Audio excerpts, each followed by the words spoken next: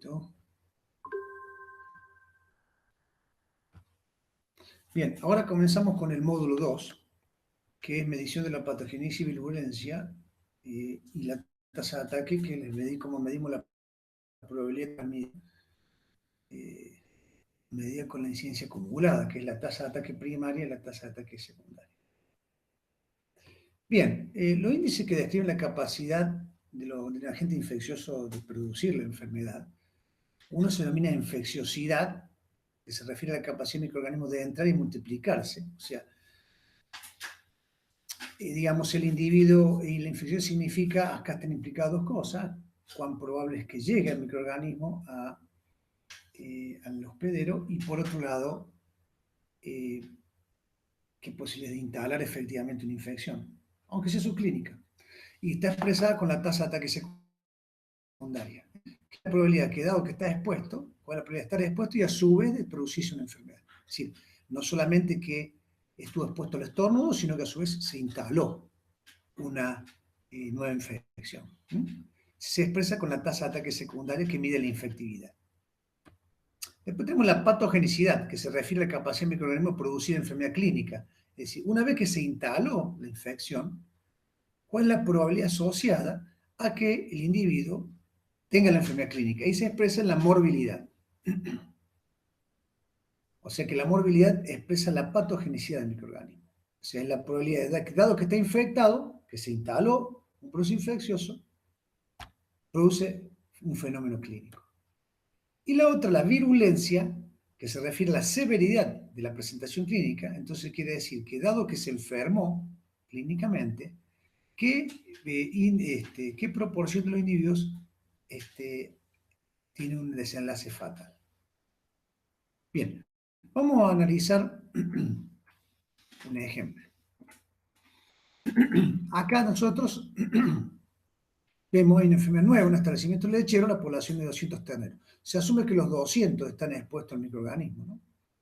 40 contrajeron el síndrome respiratorio bovino, de los cuales 4 resultaron muertos y 36 experimentaron un cuadro leve.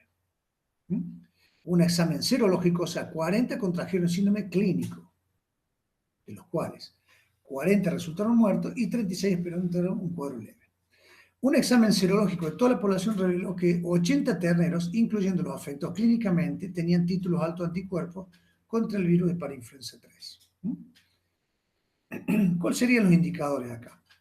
Bueno, la infecciosidad es 80 sobre 200, es decir, asumimos que los 200 han estado expuestos, pero 80 son los que adquirieron la infección, que fue a través y identificada a través de mecanismos de respuesta inmunitaria.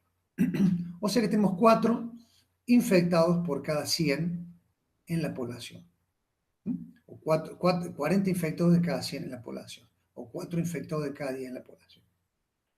Ahora, 40 individuos son los que expresaron el fenómeno clínico. Ahora, sobre los 80 que estaban infectados, de los 80 que efectivamente estaban infectados, entonces decimos que nos da 0,5, o sea que nos da 50 o 5 episodios clínicos, o sea, 5 episodios clínicos por cada 10 infectados, o 50 episodios clínicos por cada 100 infectados. Y la virulencia fue de 4 sobre 40, o sea, 4 murieron de los 40. Por lo tanto, hubo 4 muertos de cada... hubo 10 muertos de cada 100 individuos enfermos, o un muerto de cada 10 individuos enfermos. La patogenicidad expresa la proporción de individuos que manifiestan signos clínicos dentro del universo de infectados.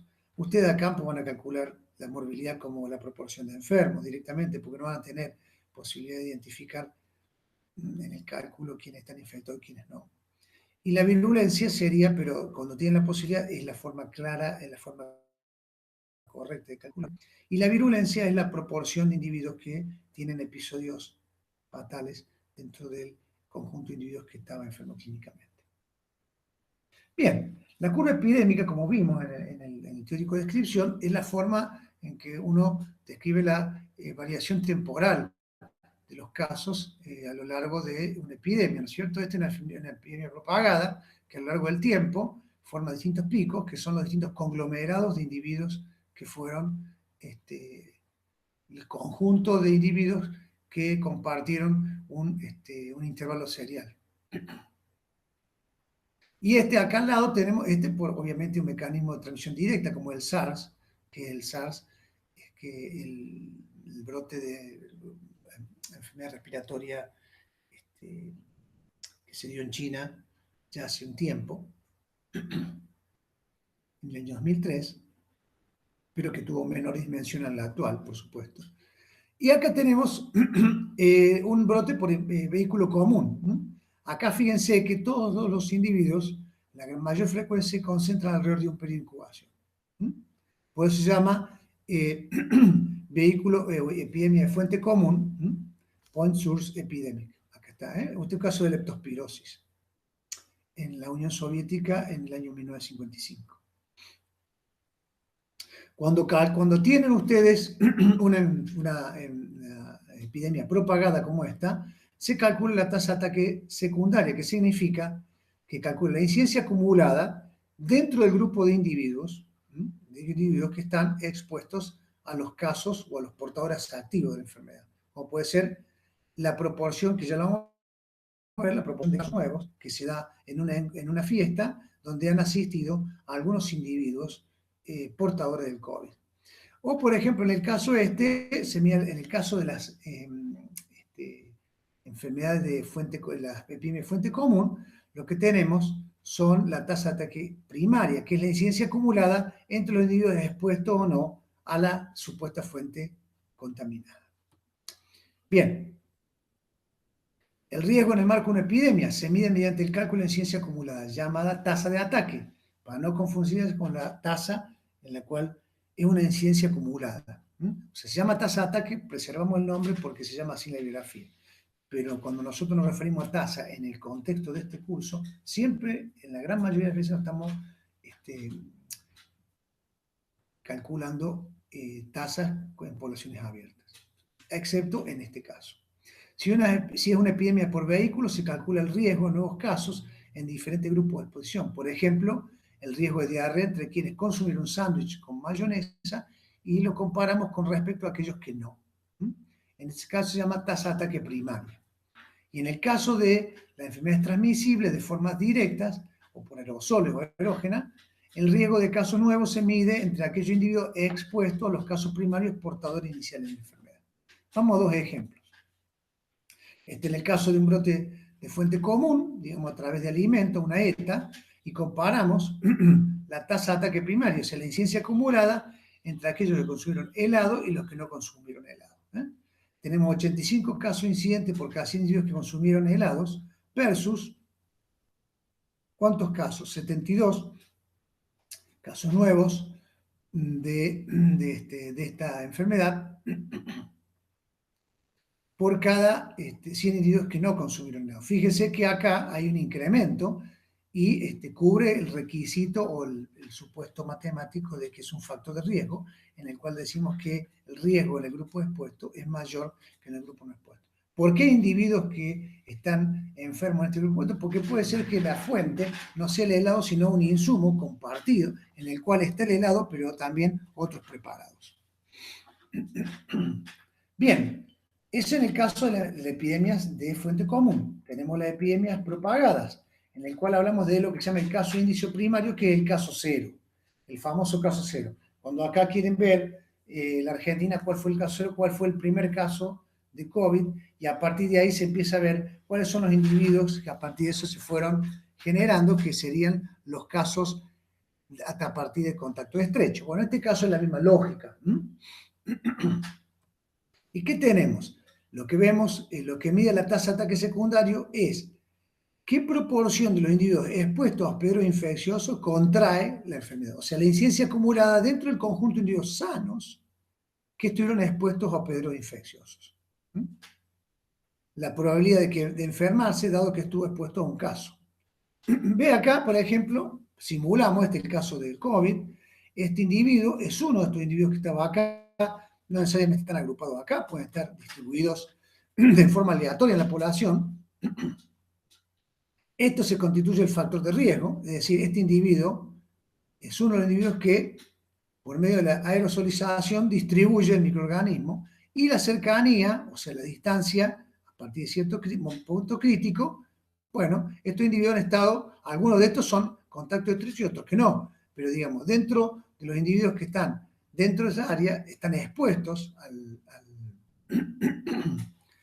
a estos individuos que portan la enfermedad, y ese es el conjunto, y la tasa de ataque secundaria expresa la probabilidad de que estos individuos que están expuestos a estos casos se transformen en casos nuevos. Entonces tenemos el número de casos secundarios, o sea, contactos estrechos con estos, dividido la población de riesgo al inicio del brote, sería el conjunto, la población de riesgo, menos los casos primarios, o sea, el total menos estos casos, que son los que realmente portan, hay que descontarlo, porque como es incidencia acumulada, tenemos la población sana al inicio, que sería la población sana expuesta a estos individuos.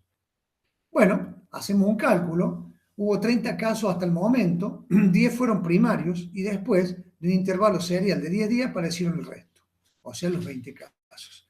Al inicio de la población había 230, o sea que nosotros tenemos 230, pero le restamos los 10, o sea que son 220 los que están expuestos. ¿Cómo calculamos la tasa?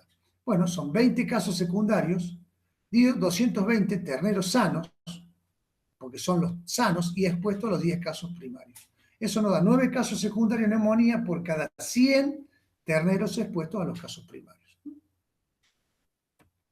Bien, vamos en el caso del COVID, ¿no?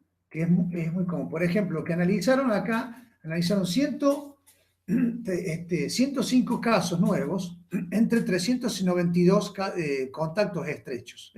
O sea, estos contactos estrechos serían los individuos sanos que tuvieron en contacto estrecho con los individuos portadores del COVID, que en entornos domésticos. De estos, o sea, 105 de los 392 contactos estrechos contrajeron la enfermedad, fueron casos nuevos, o sea, tenemos 26,7 casos nuevos de COVID por cada 100 contactos estrechos o expuestos a los casos primarios. Bien. De esta forma hemos finalizado el segundo módulo, y ahora vamos a continuar con el tercer módulo, que habla ya de un indicador que se ha hecho muy popular, en este caso se llama el R0, y el concepto de inmunidad de rodeo o inmunidad poblacional.